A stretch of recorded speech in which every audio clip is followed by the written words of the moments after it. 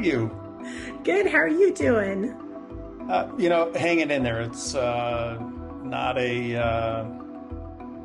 Uh, it's just a weird time, and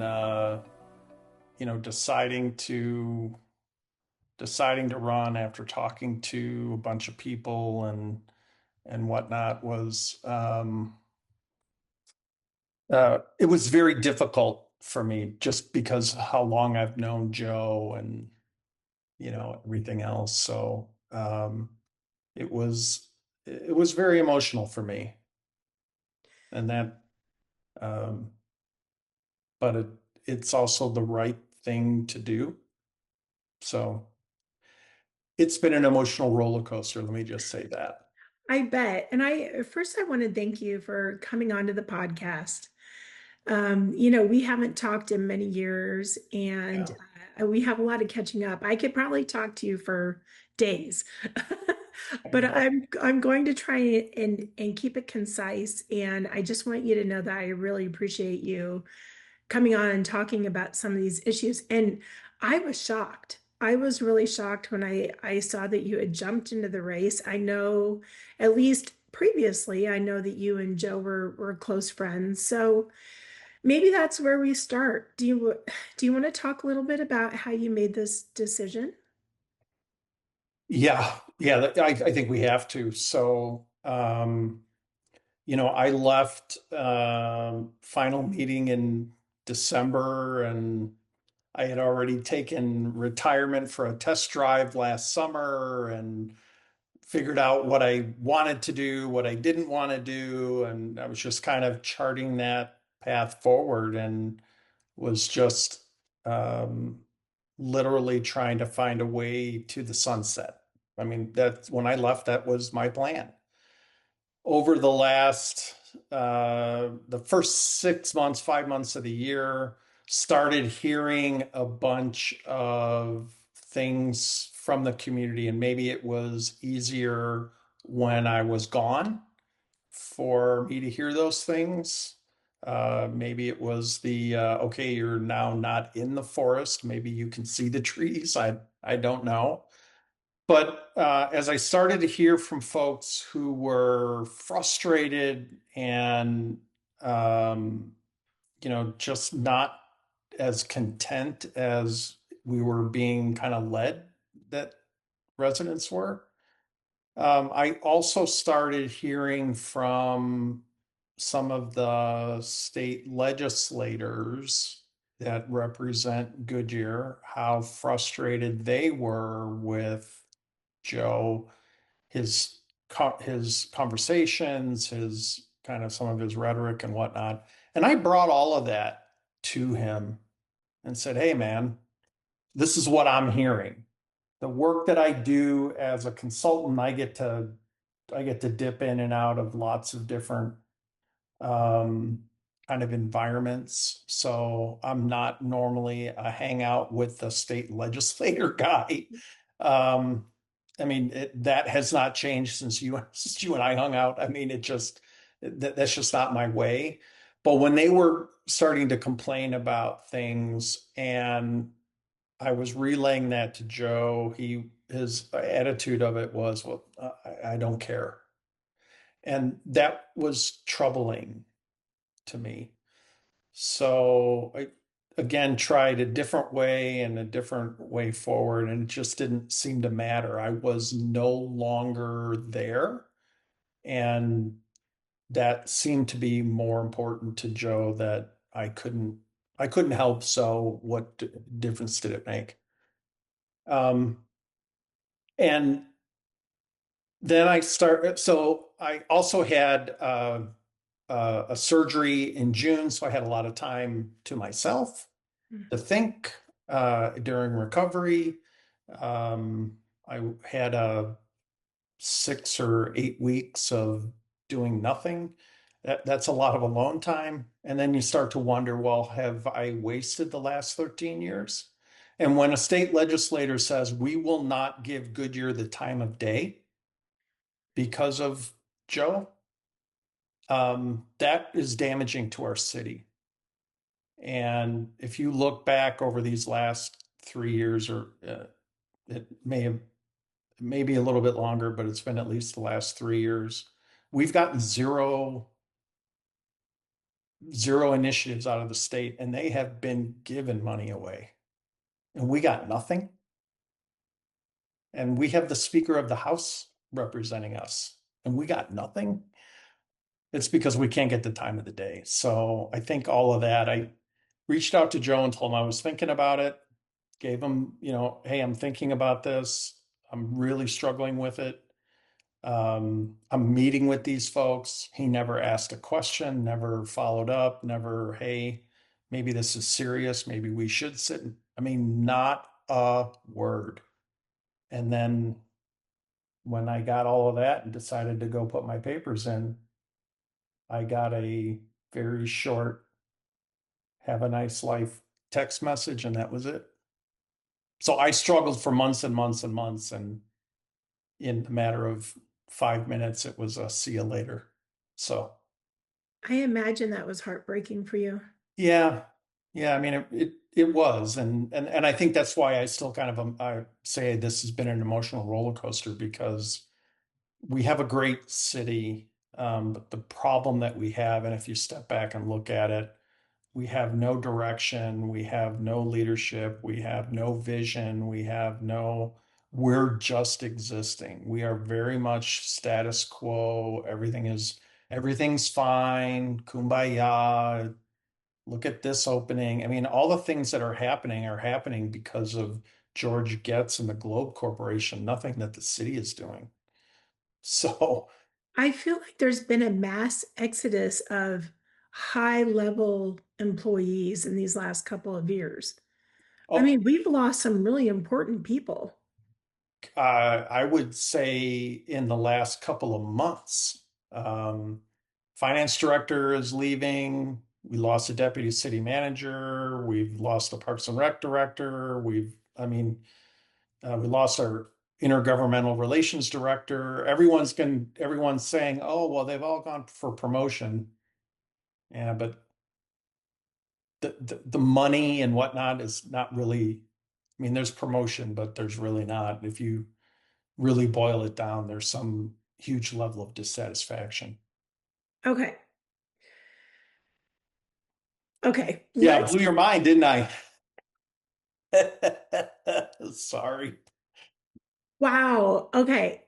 I feel like I need to kind of explain to people how you and I know each other. Sure. And then I want to kind of get into your background a little bit. Yeah. So I was on the Goodyear City Council for 6 or 7 months. I was appointed to fill a position when Gary Gelzer had passed away. And so that's how you and I know each other, was from that. And I decided I'd be a much better resident than a politician. And I also wanted to be at home and raise my daughter. That was really important to me. And city council takes up a lot of time. I mean, if you want to do the job right, you need to do the research, the reading, attend events, and being a mom was important to me at that time. So I want to kind of break up chunks of your history. Can you tell me a little bit about your childhood, where you're from, and how did you end up in Goodyear? Okay. So 3 hours later, no, born and raised in the Chicago suburbs. I am child number five of six. My parents had four kids that were about 14, 15 months apart. 13 years later, along comes me. 4 years later, our little sister. So um, we are all the same parents, all the same thing. But my dad served in World War II. So I mean, they're older. All my siblings are in their 70s. I mean, that's just the way that it is. My kids are adults. I've got a 33-year-old daughter and a 28-year-old son. So they're adults. So I've got both ends of the spectrum in my life.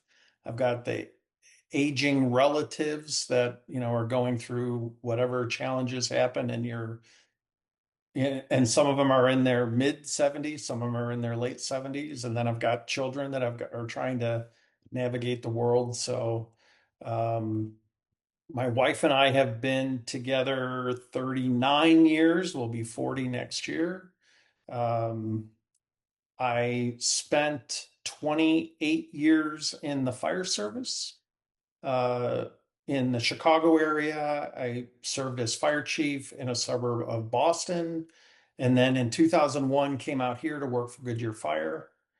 Um, Made the career decision to stop moving around the country and planted my roots here in the city so that my kids could grow up and not be transplant kids. And then subsequently, all of my brothers and sisters eventually all moved out here. So everybody lives in the West Side.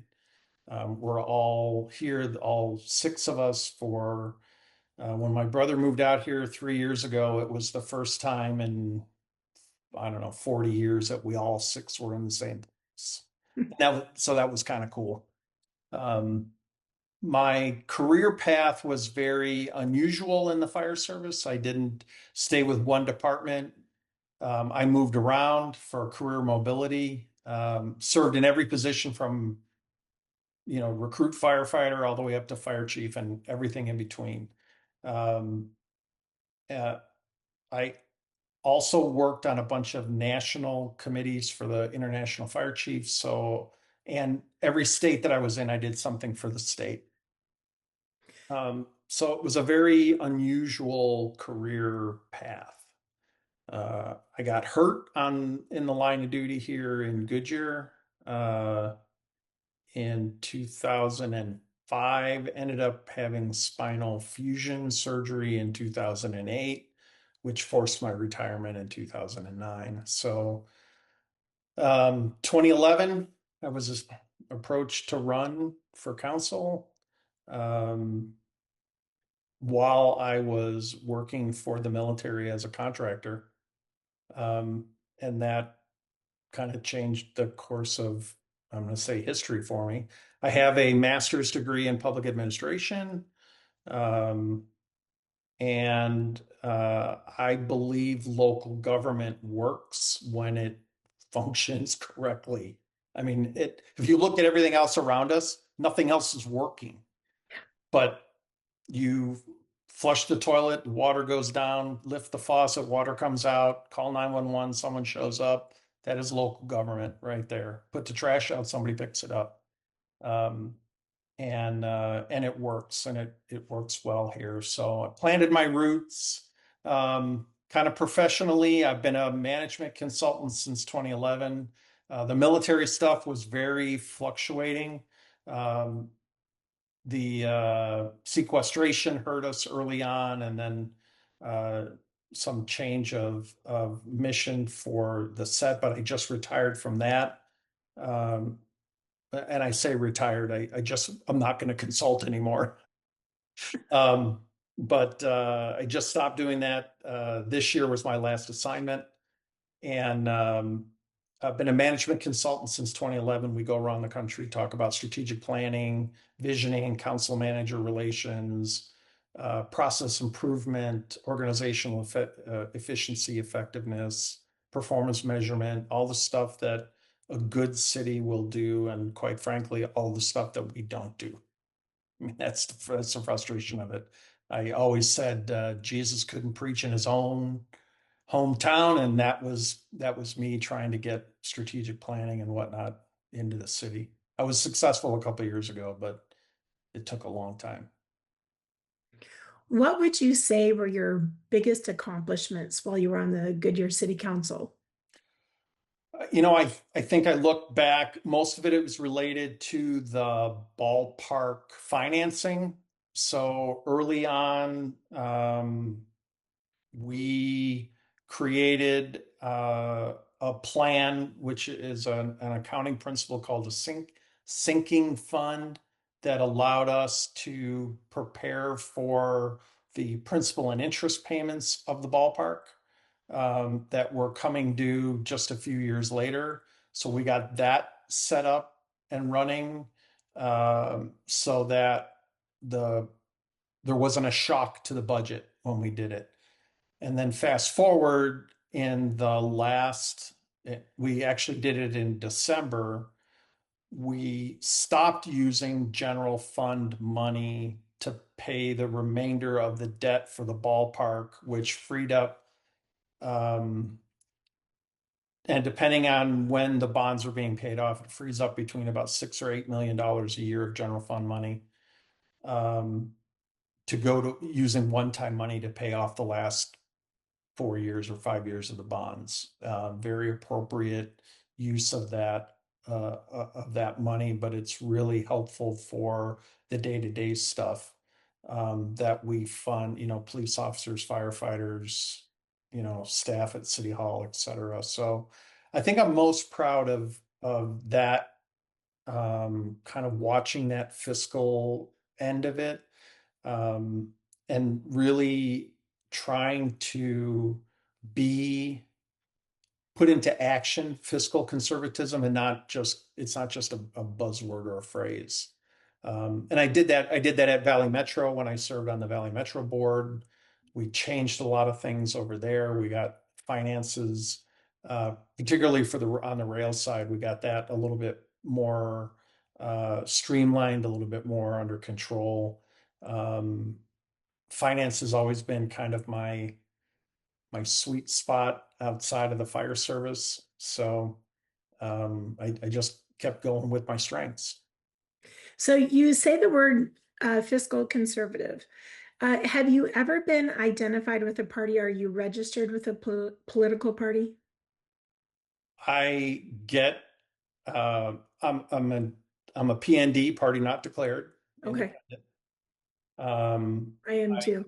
I get it. I get it. I get it. I don't want to say accused of, but I do get labeled as a Republican um, because of that fiscal conservatism. And I voted no on a number of the budgets because I didn't believe in what we were doing. So I just voted no. It was very symbolic. Nobody else was going to vote no. It was going to be a 6-1 vote. But I believed very strongly in we aren't doing the right thing. So I'm not gonna vote for this. Um, but I I have I've been a registered Republican. I've been a registered Democrat. Independent. That's kind of where I've been most of the time that I've been here in Arizona. Let's talk about the food tax because I was on the Uh, council when we voted on that food tax. Tell me a little bit about that. so the food tax comes into play way before you or I are probably even residents here. It's been around a long time. Um, we lowered the food tax from, I think, 2.5% to 2% when the sales tax went up from 2% to 2.5%. There was a desire by several of us to remove that even farther. Mhm. Um, Everybody believes in the you don't give away the money if you've already got it. Uh, I don't share that philosophy. I think we could have jettisoned that a long time ago and it would not have been painful because we were growing in the way we were going through it. But we had outside pressures of the ballpark financing. We had some unsure actions by the state legislature. Everybody was, and those always exist. I'm still not a fan of it.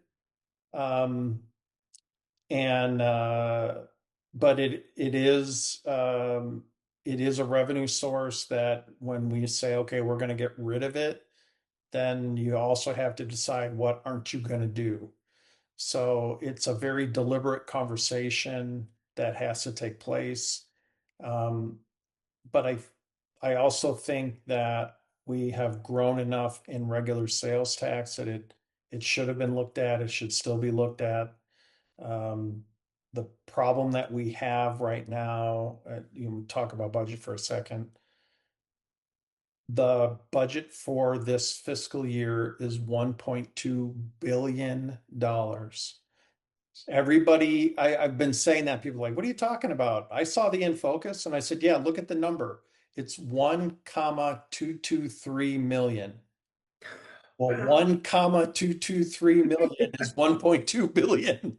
Nobody wanted to use the B word, so we Yeah. used the comma, and we set it out that way because everything has to look good. And the problem that I have is we are not asking questions or difficult questions about that money. What are we doing that we don't need to do anymore? What aren't we doing that we should be doing? What programs, how are we spending this money? No one's asking that question. The council passed a $1.2 billion budget with less than 10 hours of discussion. I Yeah. mean, that is just mind blowing to me. And I have some questions about that too coming up. So, Yeah. So I have a question for you.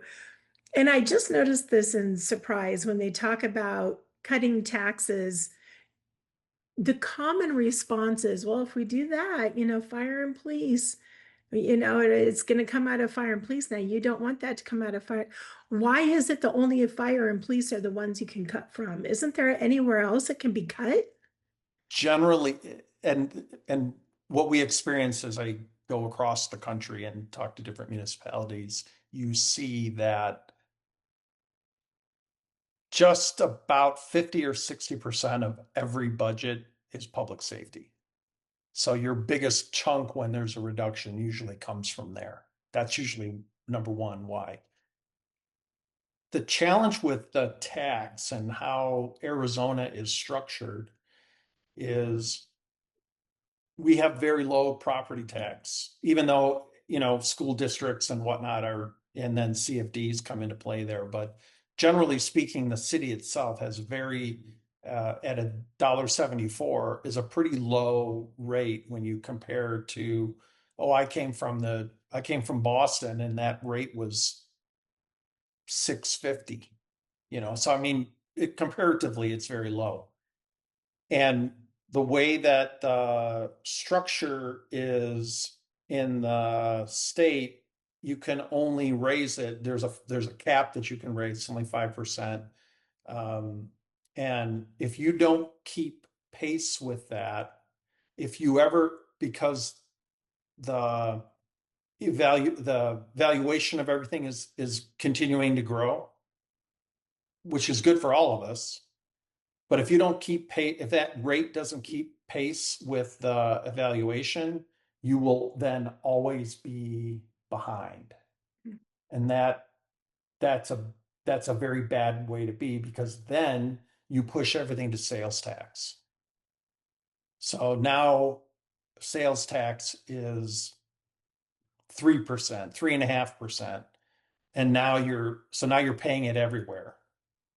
And so there's got to be some careful.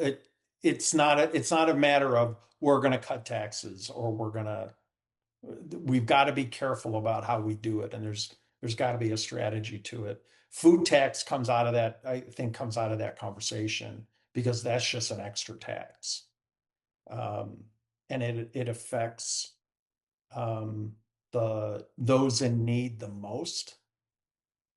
It affects them. Everybody goes, oh, it's only on a $100 grocery bill, it's only it's only $2. What's the big deal? It's really not that much. Well, when you're you know when you're scraping it all together, $2 is $2. $10 is the lights on or off. I mean, we don't have nobody has that perspective when they sit on the council, and we don't even entertain that conversation. So Goodyear sits in the West Valley, which is one of the fastest growing regions of the United States right now. And you have been on the council, or you were on the council long enough that does it feel like you built a city from scratch almost, and there's so much further to go. Can you talk a little bit about as well, where do you see Goodyear going in the next 5 to 10 years, just as far as growth? So I think I'm sorry, I have to move around. Um, that was my other surgery is I had another fusion. Yeah. Um, My husband's been through 3 of those now, so yeah, so you know. oh, So it's so fun. sitting Yeah. is key. But we grew a city from nothing.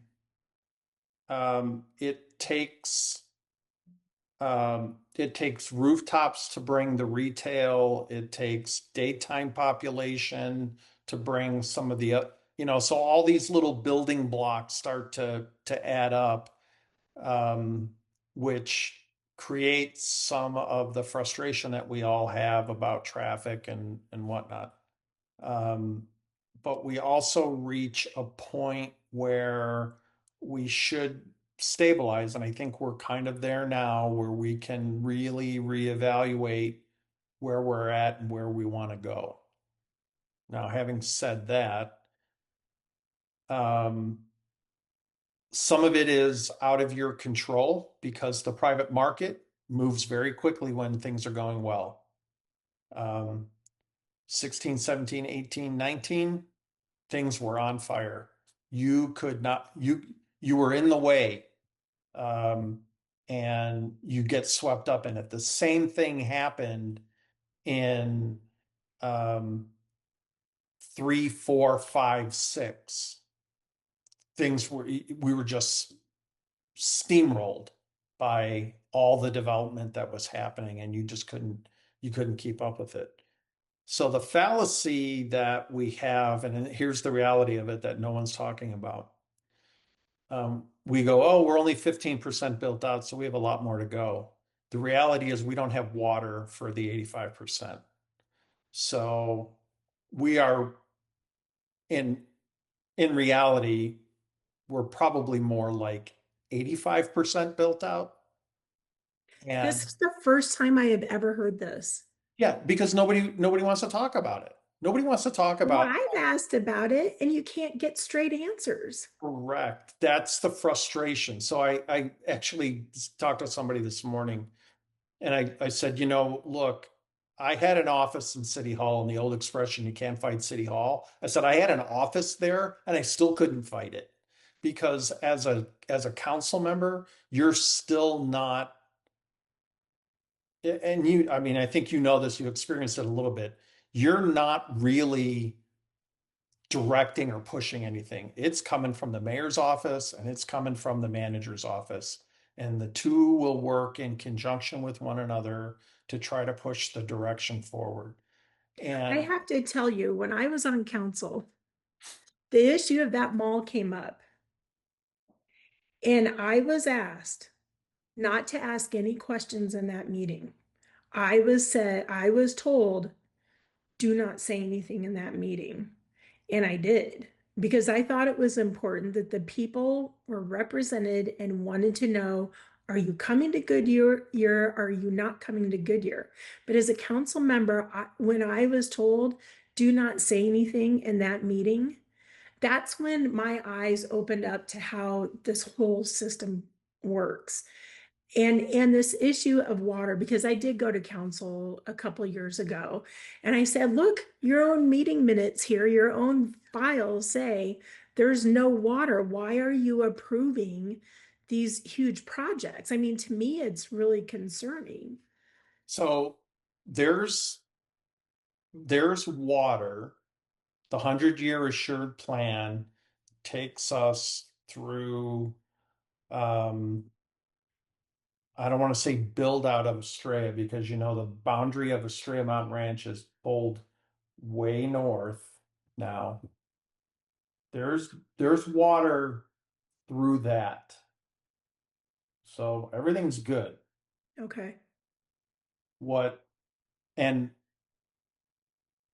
I I'm going to say Harvard was smart enough to sell off the land south of there because to bring the infrastructure for water and sewer all the way down is really cost prohibitive.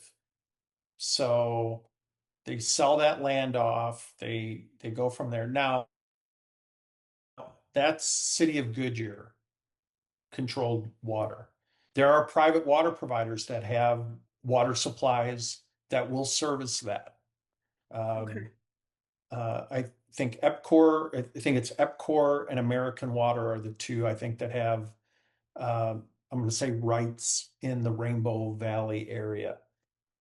They have water to bring down there. Not a problem. City doesn't want another private water provider providing water, like we have Liberty north of the city. They want to be able to control it, and that's great in the past, but going into the future, my personal opinion, I don't think that that's going to work. So the assured water supply process is one of the best in the nation, and it is holding us in check.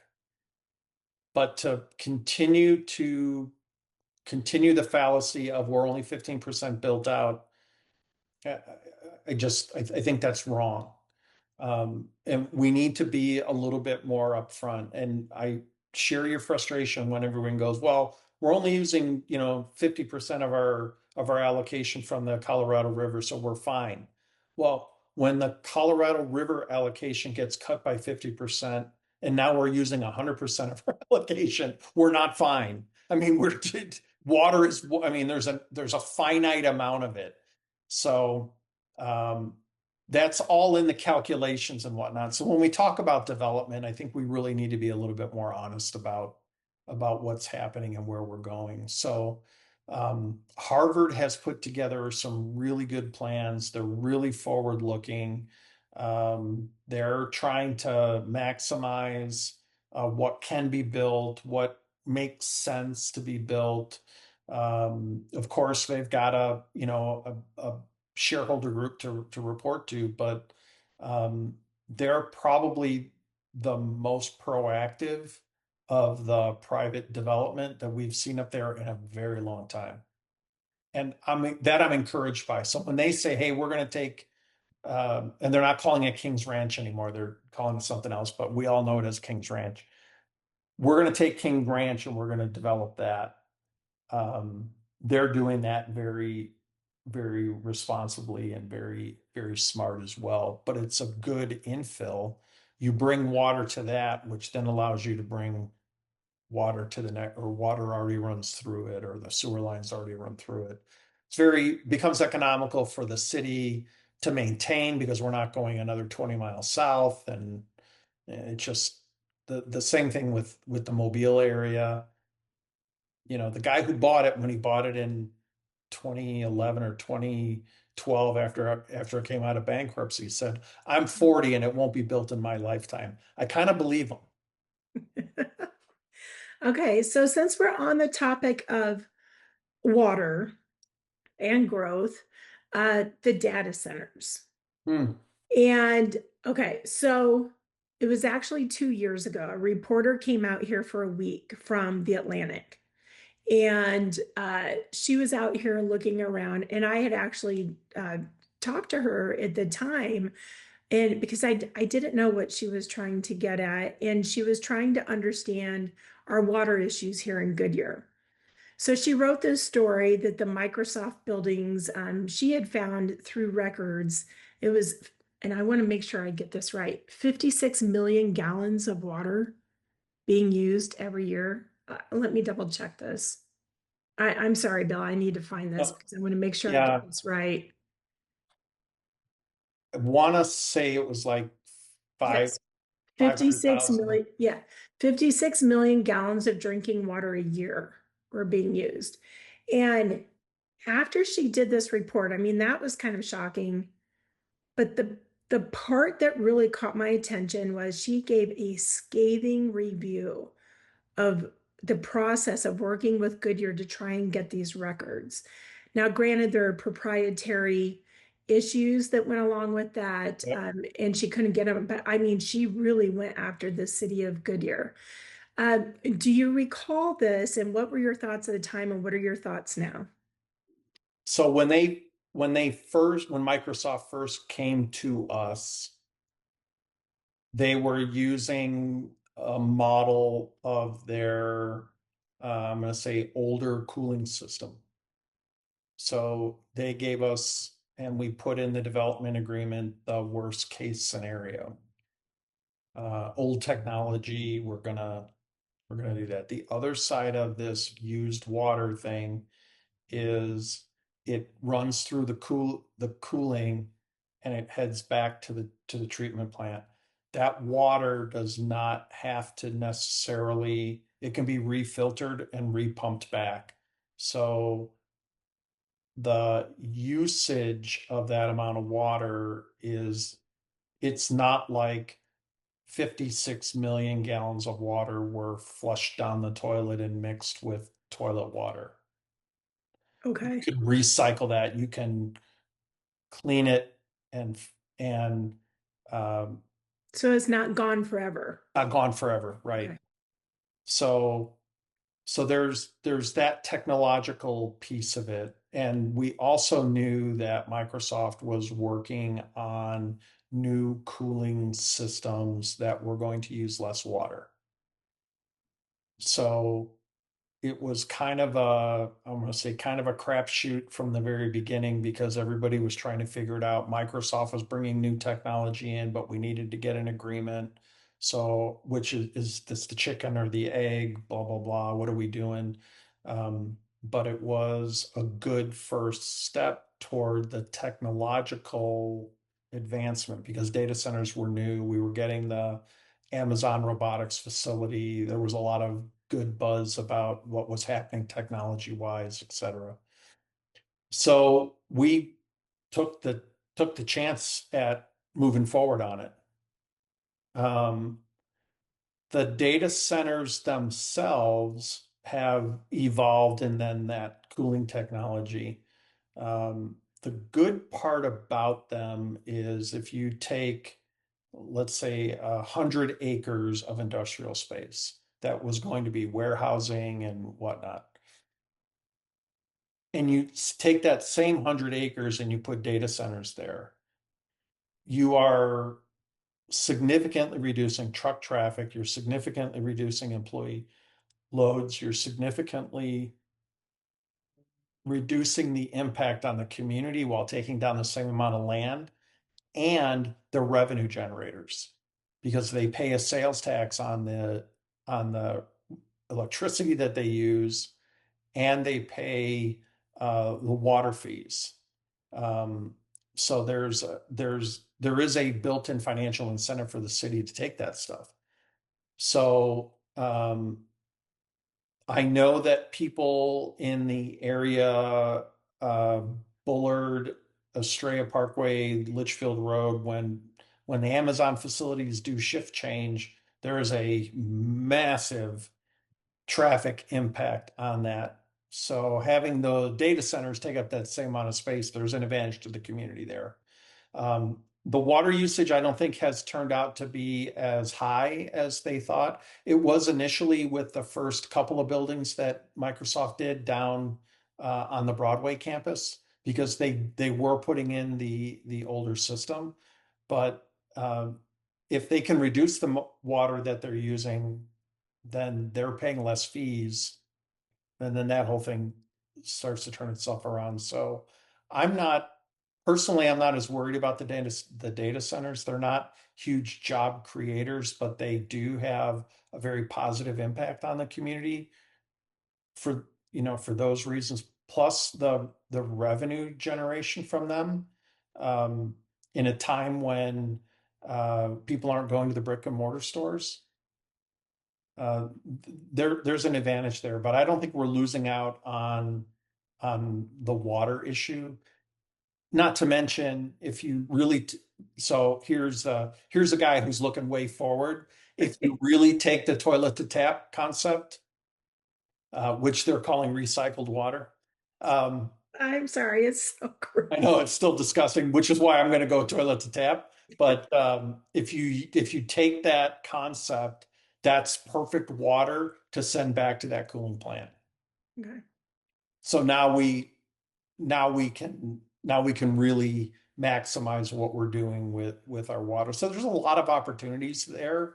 Um, we just have to we're going to have to be partnered with Microsoft on it because we can't do it.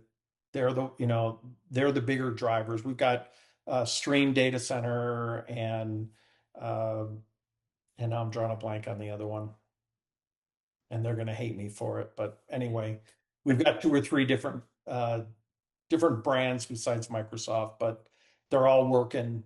I know that they're working to get that done. I've done a number of interviews actually I made one comment at a council meeting, and then all of a sudden, literally everybody on the planet wants to talk to me about data centers. So it's been kind of fun.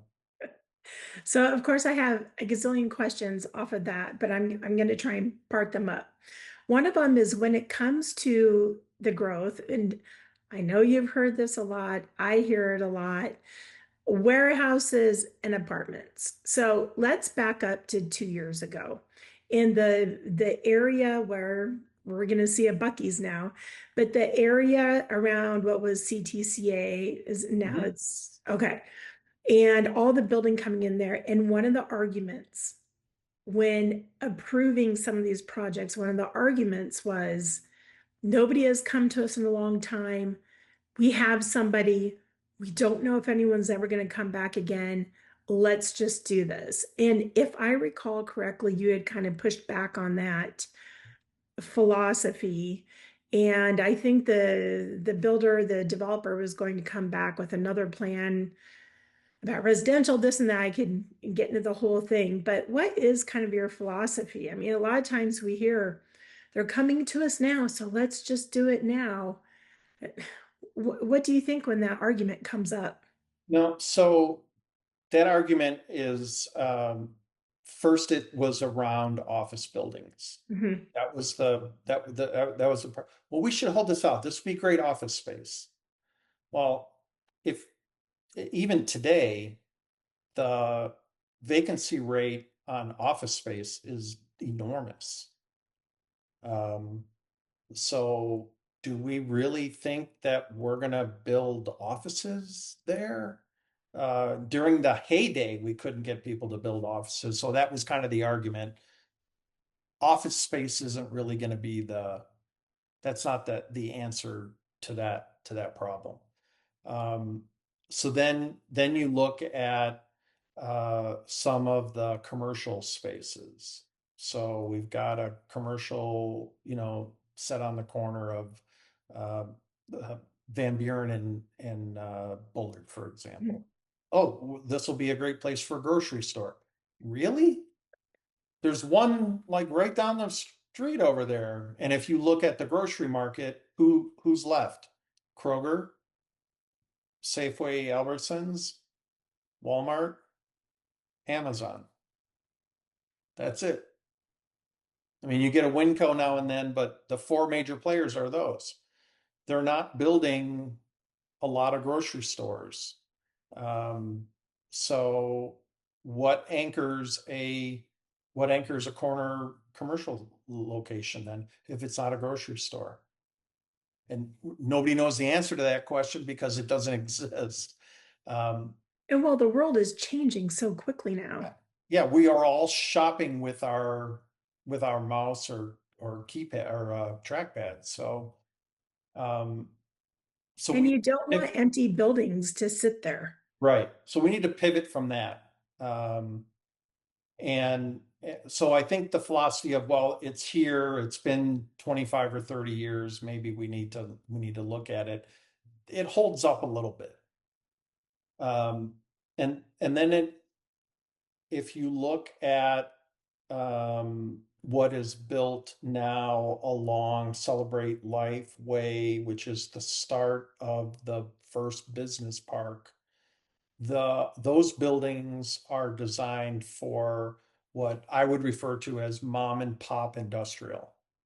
I own a fabricating place. I can't do it in my garage anymore. I need a small shop. That's what those places are designed for. They're huge, but they're designed to be cut up and parsed out. So or I'm a small business and I need to get bigger. I need to go to a 60,000 square foot space. Those individual buildings don't exist, but the big building does that can be, again, broken down. So the business park model is really kind of the next step. The buildings look the same and community wise, but what's happening inside are different. So we kind of looked at it from that perspective. Um, and then and then you get the rest of, and we all say it, we go industrial. That means warehousing, that means cross stock, that means building, that means manufacturing. I mean, it covers all of that. And then to add insult to injury back to the data centers, they look exactly like a warehouse. Mhm. So when you come out of a Stray Mountain Ranch and I'm going to say look down the hill, Yep. that's exactly what you see. But you're seeing an Amazon robotics facility that is employing 1,500 people. You're seeing there's a lot of very positive, and that was that daytime population that I talked about. So go back to 2018. Okay, we've got rooftops, we've got that, and now retail is saying, well, great, but there's nobody here during the day. You need daytime population, which means we need to bring jobs in. So then the warehousing jobs, because that's what was happening in the world. Those are the jobs that need to come. So just this morning, Amazon announced it will robotize, I think that's the word, 75% of its operations, and that will put more than 500,000 people out of work, will be replaced. Worldwide, yeah. What happens? What do you think when you hear that? I mean, what other kind of jobs can you bring to Goodyear? Well, I think when um, they talk about that, the jobs that are eliminated by the technology are replaced by something else. And that has been the capitalist mentality of it. It just keeps changing. And as cynical as I can be about that, it has held up. They thought about, when the Industrial Revolution happened, they're like, oh, these people are going to be out of work. And no, we found a different way to employ people. So um, I have to be optimistic in that regard and say, all right, well, whatever the next evolution is going to be. I think we're having the same discussion about AI. What jobs are AI going to eliminate? As a matter of fact, I just saw an article this morning that said AI may not eliminate your job, but the person using AI will take your job. So kind of you need to learn how to use it. And you need to. All right, I get that. Um, so what does the I think when we talk about jobs, we need to start looking um, at what do we need? Like we've got good daytime population numbers now. We've got good diversity of, I'm going to say, uh, housing options, only because houses aren't they're not affordable. And here, so I'm going to tell you about my 28-year-old who can't afford to buy a house. Yeah. And I'm sure you're looking at that with Mhm. Anna, that you You can't even get an apartment when you're young. I talked to a young gal. She was, getting into the hairdressing business. And we were talking about her whole family is here. She would love to live in Goodyear. She can't afford an apartment. And that is sad to me. you can't and that's kind of valley wide. With everything, you have to move farther out to be able to afford those things. So, but we do have places for people to live. So we've got that. So our challenge now is, what does that evolution look like? And I'm kind of looking at the future in this regard, that perhaps we don't allow ourselves to be pulled anymore, that we need to kind of hold our ground, take a moment, let's reevaluate, let's see what is happening, and then decide. as opposed to what we've been doing, which is let's react to what is happening. And it's a very subtle difference, but I think we need to start looking at that. And quite honestly, the other component of this is we're to the point now in this community where I believe we should be turning back to the residents and saying, okay, if we're really in this 85% kind of thing, what do you really want? And it's not just a general plan, because a general plan is general. But what is it that you really want? Look at look at how much time we spent on the Parks and Trails Master Plan talking to the community. Look how much time we spent talking to the community about the Goodyear Recreation Campus, phase one, and now phase two. How many hours and hours and hours have we spent engaging the community on that, on just those two things? And then ask yourself, how many hours have we spent asking the community about what does the vision and the future of this community look like? And the answer is dramatically different. And that's what I'm saying when I say, look, we need to kind of turn we need to turn control back over to the people. Um, we've the city hall, and I'm just going to phrase it that way, refers to everybody as constituents. That you're not. You and I are residents of this Yeah. community. I'm not a constituent. Constituent is someone who votes. We're residents. We care. The people who live in apartments, they care, or we need to make them care.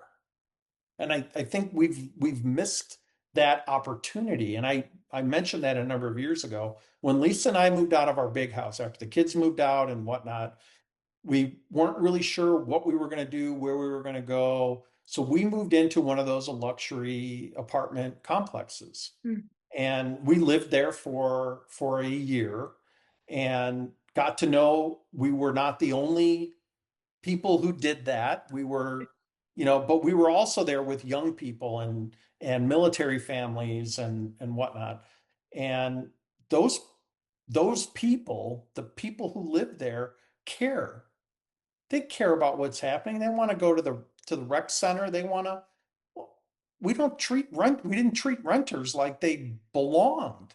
And I still don't think we've gotten there, but that's kind of what I'm talking about, just based on my own experience, that once you stop owning the home, you're now just a cog in the wheel, and that's not fair. Well, I'm gonna say that we have an opportunity to take it back, and that sounds very campaigny, and I hope you go. I know you well enough to know, but it we can take it back.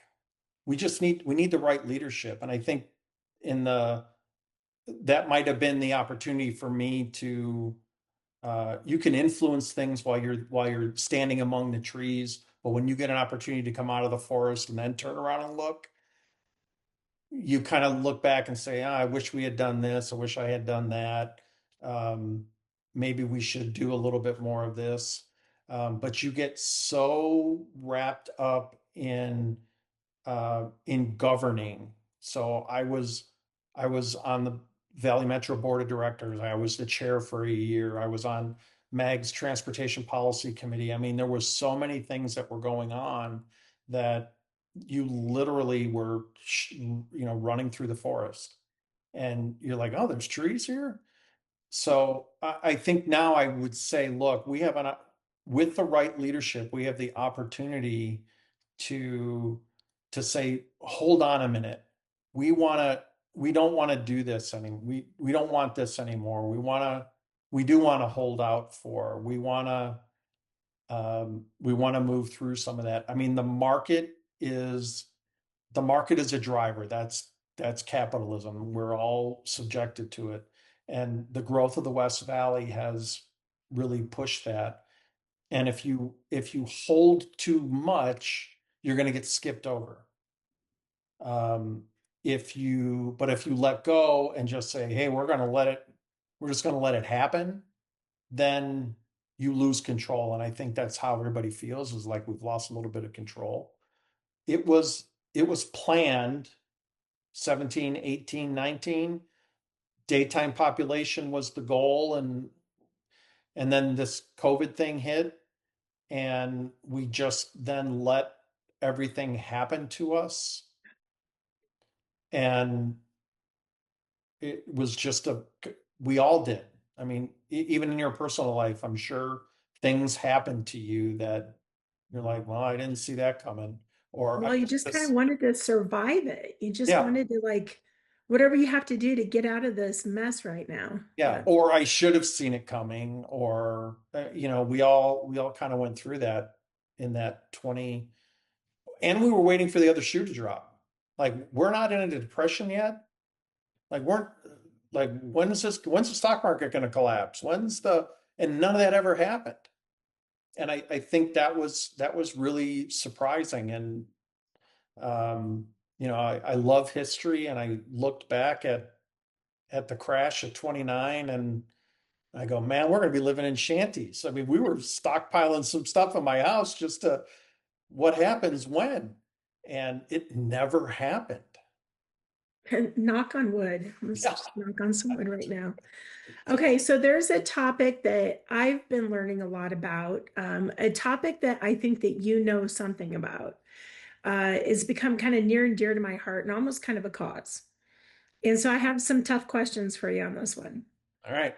All right, AI driven mass surveillance and flock cameras. And I don't know if you've been watching it in my reporting on this. So I got this topic idea from a friend a couple of years ago who started looking into this, and now I see it everywhere. I don't know if it's just because my feed is full of this, but we are on pace to hit digital ID if we don't do something about this. I'm against digital ID. I very much love my freedom. um, let's talk about Goodyear. So in 2024 in the committee, it came as a huge surprise when the city manager announced we already have flock cameras up in the community. And law enforcement wasn't coming to you to ask about, is this right or wrong? It was, we need more money for more cameras. Now, I'm going to say this, and I say this in every interview. I am a huge proponent of law enforcement. I have ultimate respect. So, this is nothing against law enforcement. This is a question about how is this happening in our communities that these cameras are going up without a public discussion. So, this happened in 2024, again in 2025. We need more money now. We need the drones and this and that and the other. Then it gets tucked into the budget, goes to the consent agenda, and gets approved. Goodyear has never had, from what I understand, has never had an open discussion about this technology, the surveillance in our communities, and public input. And Bill, I'm going to tell you right now, I cannot drive 1 mile from my home without being tracked by one of these cameras. And I know that you know something about this. In 2024, you had talked about you knew something about these flock cameras, and you also brought up we're building this crime center, you know, Real so time crime quickly. scene. Yeah, we're just adding all these things. So I think you understand what all my questions are here and my frustration about this. And what say you? So the license plate readers, they said we knew about. Maybe.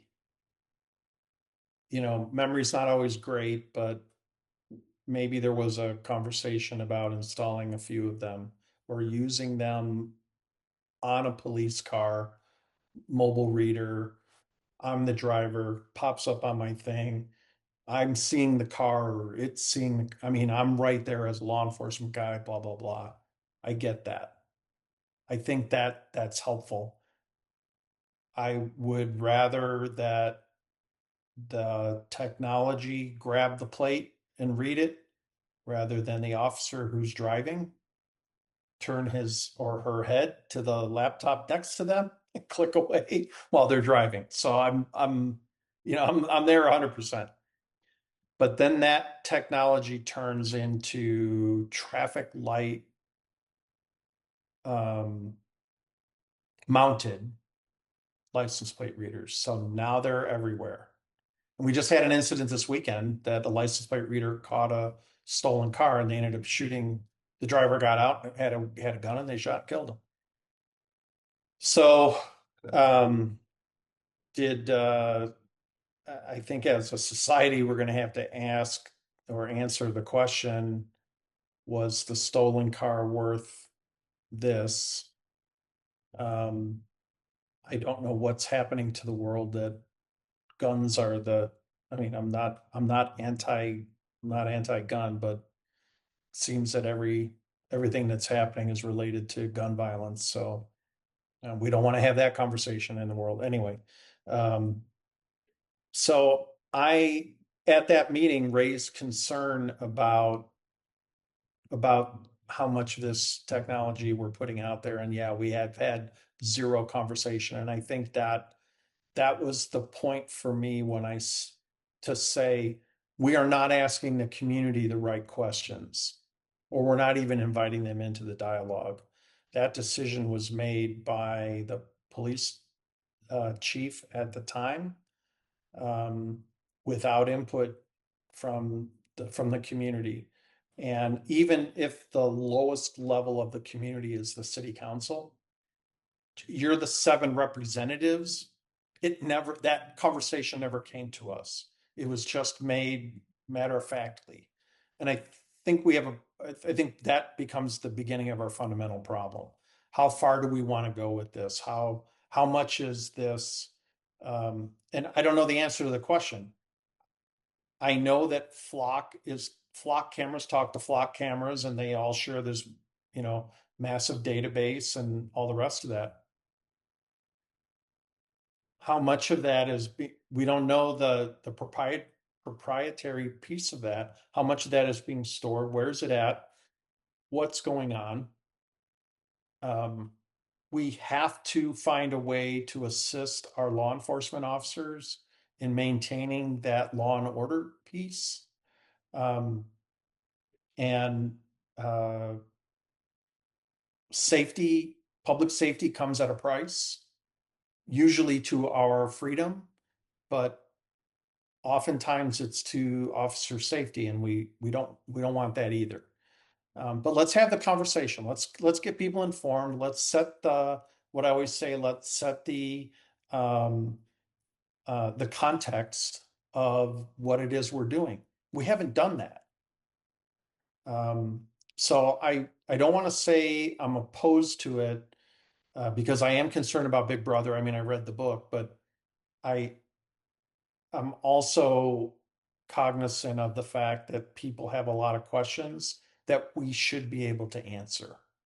And I don't know that we've done that. Is this an open house kind of thing where we need to, invite the public in and have a public forum about how the cameras work, how the technology behind it works? That might be. And that's one of my big concerns because I go back and I watched that 2024 meeting, and a lot of it was, how do these work? Yes, no answers. And just the basic knowledge and understanding. And one of the comments that was made by a council member was, this is just the technology. We just need to keep up with the technology now. Let's just do it. And last week, I interviewed a representative of the Goodyear Police Department, and I had asked, so what is it like working with AI? What is that like? And they're like, oh, we don't use any AI. And I said, well, flock cameras are AI. And they're like, oh, well, I don't know about that. So I think even just understanding what this technology is a huge hurdle. So I think there's some education Right. on that part of it. And a lot of the cities that I'm looking at now, well, people are so used to having their Ring doorbells, or they're used to all this technology. I mean, they'll accept these cameras as they are. Now, Goodyear, Flock offers a transparency portal. So you can go in and look how many hits have there been, who are you sharing with, what is the data retention. Goodyear does not have that. Goodyear is not doing that. So I did ask the city manager's office if this would be a possibility. They said they'd get back to me in the next 2 weeks. I guess my big question is, if you were to be in office, would you be open to having a broader conversation about this? Oh, absolutely. We owe the public that, and I think that was my line of questioning that night. We and as with everything, we have to have a real-time crime center, which I don't disagree with that concept. But to plug it into place without understanding or talking about how big, how much, how, oh, we can do it for $150,000. I know for a fact you cannot do it for $150,000. And as a matter of fact, I think in this year's budget, I think that number is like 5 million. So the real numbers are closer to 20 million by the time you get done building it out and whatnot, and get the interface with the traffic cameras and all the rest of that. But um, as long as those are manned by human beings operating the cameras and going forward with that, um, then we've got a true law enforcement component there. The minute that we turn that over to a computer, which is AI, to start making decisions and do then we're headed in the wrong direction. So we have to have it. And again, even when they approved it this year, it came up in one of the budget workshops Mhm. for what, 20 minutes, a half an hour, and on to the next. I mean, come on. So let's talk about that budget again with the B in the billions. Is there anything in there that should be cut? Is there anything that should be added? What would that budget look like with your leadership? Well, I think it would be far more transparent, number one. We would know what's there, why it's there. We haven't looked as the city, we haven't looked at our programs comprehensively in, I'll bet you, at least 10 years, to say what programs are we offering that aren't being utilized, that we don't need to offer anymore, and what things should we be doing that we're not doing. Everything is reactionary. Everything is baseline budget, which is fine from an accounting perspective, but it doesn't deliver. The other piece that we absolutely lack in business, they call them KPIs, the key performance indicators. In local government, we call that performance measurement. I dare you to find what we're measuring in any department and how it's relevant. The city has been behind on that. I've been screaming about that for 15 years. We're like, well, that's a lot of work. No, it's not, because it tells us what we're doing. It tells us how effective our government is. We don't, it's not about the efficiency, it's about the effectiveness. And those two words get changed up often. But if government isn't effective, it doesn't matter how many people are doing it. If our programs aren't working, if our I use this example. It's a great example. Um, uh, Fire department measures response time, and they do it all over the country. Everybody does it. Your response time has to be 4 minutes, or your response time should be 5 minutes. That's great. But if you don't measure the other side of that, all you're measuring is how fast you get there. But if your crews show up in 4 minutes and everybody who has a heart attack dies, or every house that's on fire burns down, don't you want to know that? So it's not just a matter of how fast they got there, it's were they effective? Mhm. That's the piece that we don't have. I can't answer that question. I have 1.2 billion questions because I can't answer it. And that is something that we owe. I believe government owes its residents an answer to that question. What are we doing with what are you doing with my money? And is it paying what's the return on the investment? One of the things about council is it is a huge time commitment. Do you have the time? And if you do, what are the things that you would do to try and restore those relations with our state lawmakers? So I do have the time. My business partner, um, he's trying, he wants to retire. He's waiting for me. I said, don't wait for me.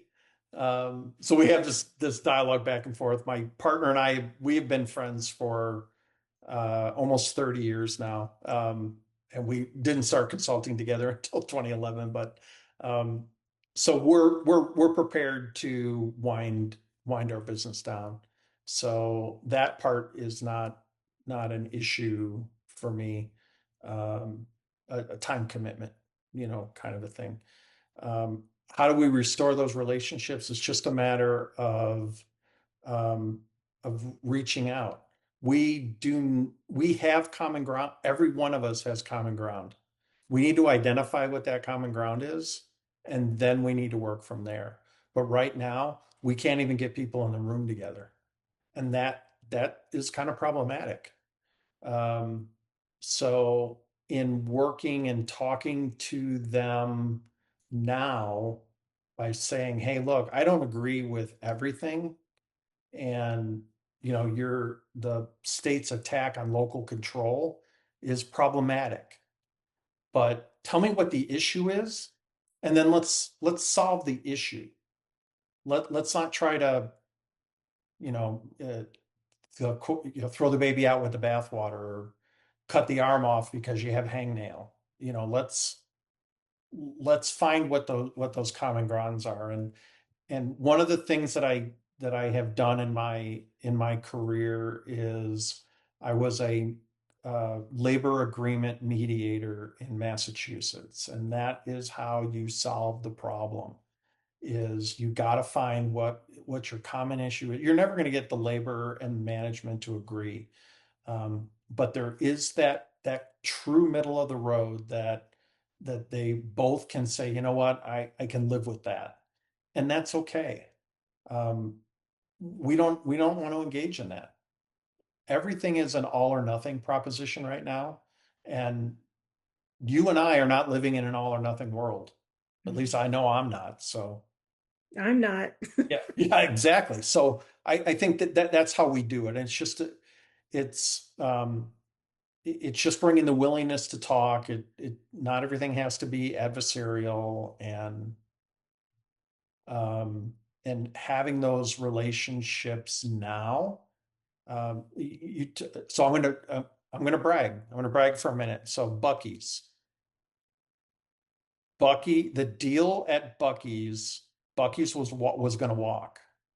They were already starting to reach out to Buckeye, and they were gonna go out there. I knew the landowner where Buc-ee's is. City Hall asked me to reach out and talk to them. And the only reason that I knew the landowner is because I had had my goofy conversations with him for 10 years every time we ran into one another, and sat down and said, all right, what's the issue here? And um, got to the resolution that brought Buc-ee's here. And that, I think, when we talk about what are you most proud of, I think, well, I'm going to say Buc-ee's right now because it hasn't opened yet. It might be the worst thing I ever did, but if you're a Can I Buc, just tell you, I used to love Bullard. Nobody knew about it. I I know. could get to the interstate and not see a single car. I I know. am so worried about this whole Buc-ee's. Trust me, I know. I've never been to one. I don't know what they what they do, but if you look at their numbers, it is astonishing how much traffic they bring in. So, but the Buc-ee's deal was about relationships, and um, I think that's what that's what I bring to the table is just the willingness to talk and let's figure it out. You, I got pretty thick skin, so we'll get through it. But we can't go in closed mind. That's all. The world is bigger than that look that we're taking that's like this. What have I not asked you? What is on your mind that you would like to talk about before we wrap? No, I think the other we talked a little bit about public safety, and I think that's the other key driver for me when we say, oh, we everybody supports public safety. Oh, but we really don't. If you look at the last citizen satisfaction survey, there's a question that is asked, how safe are you and how safe do you feel in your neighborhood? The positive response to that question has gone down every year in the last 4 years. Every year it's gone down. People are not feeling safe. The crime rate in the city is increasing. Um, uh, the challenge has been we're gonna give everybody a little something, even though our police department is 75 officers short, according to the chief. He needs 75 officers. They got 25 because we got to make sure that HR gets there too, and the water department gets their one, and finance gets there too, and blah, blah, blah. If we have an issue of people not feeling safe, crime is going, I mean, it doesn't take a rocket scientist to figure out that if we increase the number of people on patrol, that we might be able to affect that change. But we don't want to do that. We don't want to take and say to another department, I'm sorry, you're going to have to wait. We need to put more emphasis in PD this year, or we need to do, um, and you're gonna have, a couple less HR folks, or we're gonna. And again, if we look at the effectiveness of what is happening in the organization, maybe people don't need. Maybe we can just retool people and use them in a different place. But we're not even doing that. We're doing it when it's convenient, but we're not doing it going forward. So I think for me that becomes the other part of this is if you don't feel safe in your neighborhood, the basic level of local government has failed. You know, water, water out, water down, trash picked up, public safety. That is basically what government exists for. Everything else is fluff. And you can argue the parks are just as important and all. I mean, I love Nathan Torres when he was here, parks matter, but at the end of the day, that's why we're here. And we got to fix that. Years ago, you had made a comment, and it has stuck with me all these years. And it was about kind of the pride of Goodyear, and that our fire trucks and our police cars, that they're clean, and that they look like that they are well maintained. And this summer, I went on this big adventure across the West, and every city I went through, I'm like, those tires have not been polished. That that truck needs to be clean. I still think about it all the time, and I think that's one of the things that you also brought to the city was making sure that that pride of Goodyear would shine through. Well, it's um, pride of ownership, which was drilled into me. And this is gonna be weird. My very first job in high school was I was a service station attendant. Check your oil, pump your gas, clean your windshield. We had the cleanest gas station bathrooms, I'm going to say, on the planet. And that was because the guy who owned the several stations in that group, that was important to him. He said that tells about everything that we do, that tells you how good our shop is, that tells you how good our gas is, that tells you how good keep those things clean and maintained. And I so when I went to go work in the fire department at 18 and a half, I kind of had that sense of pride of ownership going into it, because the firehouse was an extension of your home, and that was how we treated it. Um, and that was not a lesson I had to learn, because I already had it coming from the gas station. But yeah, it's all there. I don't know. We need to get back to it. The status quo is just not going to work anymore. Well, thank you so much for your time. I know I went on and on and on, but I appreciate it. I think there are a lot of really important issues here for Goodyear, and definitely a choice needs to be made.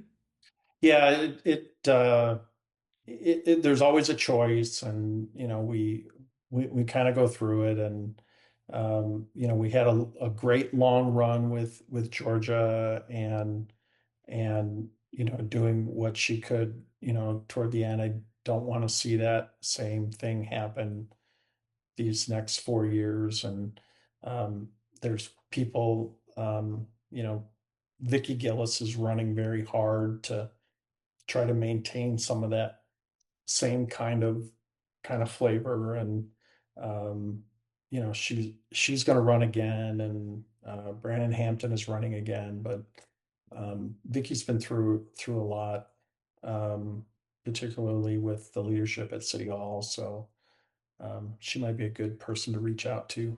I appreciate it. I really do. So it's good to All see you. right. Thank you, Bill. Take care. Thank you. Bye All bye. right. Bye bye.